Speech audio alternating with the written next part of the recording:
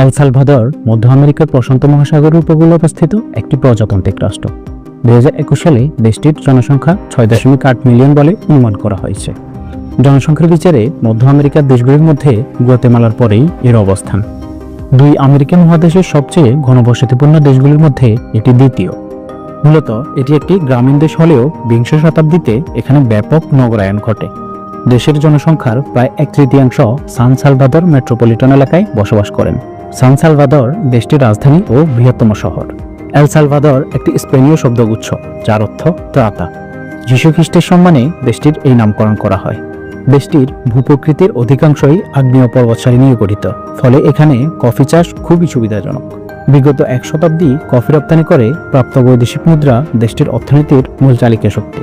Coffee ভিত্তিক অর্থনীতির ফলে দেশে একটি ক্ষুদ্র ধনী শাসক শ্রেণী এবং বৃহত্তর দরিদ্র শ্রমিক শ্রেণী সৃষ্টি হয়েছে। 1980 দশকের পুরোটা জুড়ে দেশটিতে একটি গৃহযুদ্ধ চলে এবং দেশে ব্যাপক ক্ষয়ক্ষতি হয়। কিন্তু 1990 দশকে দেশটি ধীরে ধীরে সামাজিক, রাজনৈতিক ও অর্থনৈতিক ক্ষয়ক্ষতি কাটিয়ে উঠতে শুরু করে।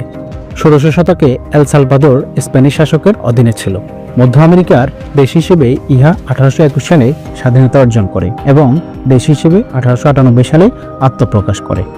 এল সালভাদরের শেকট কারাগার বিশ্বের সবচেয়ে কড়া নিরাপত্তার কারাগারগুলির মধ্যে একটি। 2022 সালের মার্চ মাসে এল সালভাদরে জরুরি অবস্থা জারি করা হয়।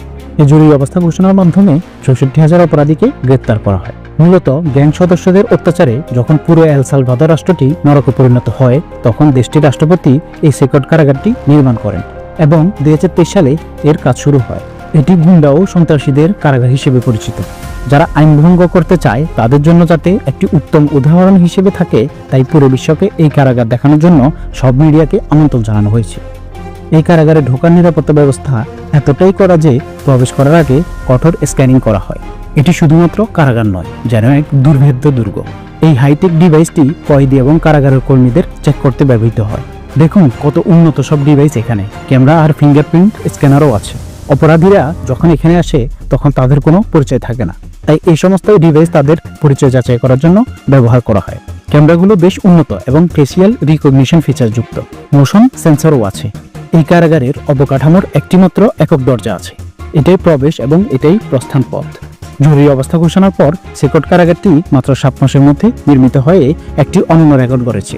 গণগ্রেপ্তারের সাথে সাথে অপরাধীদের আবাসনের জন্য একটি বিশাল কাঠামোর প্রয়োজন ছিল। এটি ল্যাটিন আমেরিকার বৃহত্তম কারাগার, যা 8টি ফুটবল মাঠের সমান। 40,000 কয়েদির ধারণ ক্ষমতা সম্পন্ন এই কারাগারে আছে বিশ্বের সবচেয়ে বিপজ্জনক কিছু অপরাধী। এরা হলো ল্যাটিন আমেরিকার 2টি বৃহত্তম গ্যাংয়ের ভয়ানক কিছু সদস্য। এই গ্যাংগুলো হলো ব্যারিও 18 এবং MS-13। কারাগারটি 15 মিটার উঁচু কংক্রিটের দেয়াল দিয়ে ঘেরা, কাঁটাতার এবং 19টি ওয়াচ টাওয়ার দিয়ে বেশ দুর্ভেদ্য নজরদারির মধ্যে আছে। এখান থেকে পালানো একেবারেই অসম্ভব, আর এখানকার নিরাপত্তাও বেশ কড়া। কারাগারটিতে 600 সৈন্য এবং 250 জন পুলিশ অফিসার পাহারায় নিয়োজিত আছে। এখানে একটি অস্ত্রাগার আছে। যদি কেউ পালানোর কথা ভাবে তাহলে দেখুন তাদের জন্য কি অপেক্ষা করছে। এল সালভাদর দেশকে নিরাপদ রাখতে সন্ত্রাসীদের বিরুদ্ধে যুদ্ধ ঘোষণা করা হয়েছে। এর জন্য তারা সর্বাত্মক সচেষ্ট, তাই তাদের হ্যান্ডকাফ পরাতে হয়। তাদের পা বাঁধা থাকে লেগ কাফ দিয়ে। এগুলো হাত ও পা দুটোকে একত্রে বাঁধে। এগুলো দিয়ে বাঁধা হলে আপনি দেখবেন তারা ভালোভাবে হাঁটতে পারে না।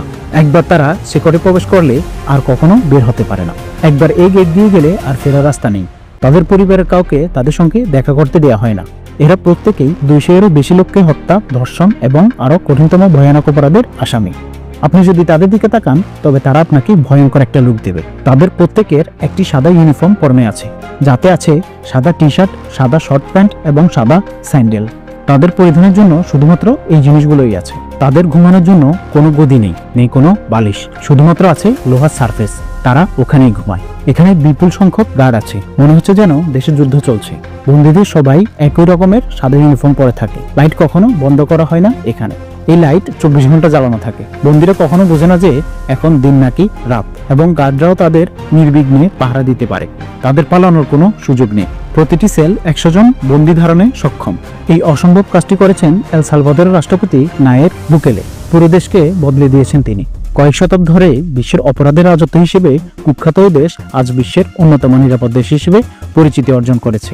সর্ব অবদান এই রাষ্ট্রপতির। এমন চাঞ্চল্যকর সব তথ্য পেতে চ্যানেলটি সাবস্ক্রাইব করে সূত্র জগতের সাথেই থাকুন। ধন্যবাদ।